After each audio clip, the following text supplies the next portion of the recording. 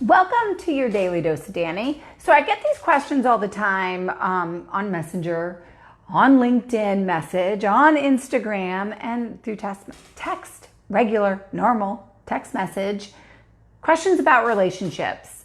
So I thought, well, why don't I just start answering them publicly? Then everybody can get a response because it might apply. And what I love about when you answer your own, like a question from somebody, it kind of affirms any doubts that you might have on your own. So here's the question. It's from Emily. So Emily, if you're out there listening or you do listen, here it is. I did already respond to you, but this might be a little different because I'm speaking it now.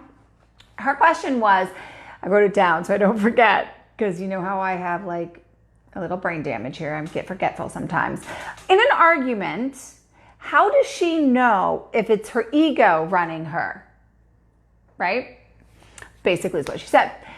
So number one, if you're in an argument, your ego is running you. Because an argument means you're justifying something or you're proving a point. Now, you can prove your point and, explain your point of view without being in an argument. So there's the difference. The moment that you need to fight, that you need to push power against something, that's your ego.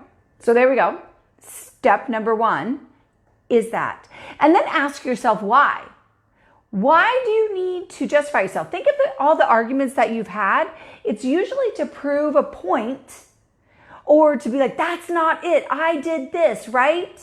To give a reason why what they're saying is not true. Now, when you stand in your truth, when you stand in who you are and you know who that is, you don't have to explain it through fighting, through words, through force to somebody. You can just simply say XYZ. And since that is your truth, you don't need to justify it. You don't need to be okay if they agree or not agree. Your ego is going to make you want a response for them. Your ego, a response that you like, your ego is going to want you to want them to agree with you. So ask yourself why. They're their own individual with their own mindset. You're your own individual with your own mindset. If you expect them to agree with everything that you think, then you better expect them to have that same thought process, that you're going to agree with everything they say. Hence an argument. Do you see how foolish that is?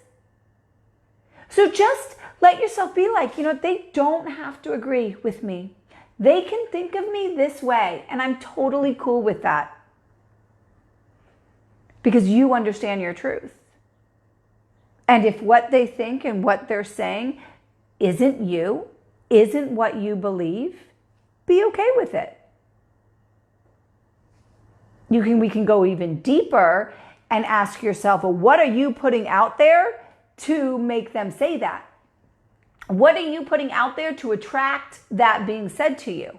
I mean, there are layers to this, but there's a start.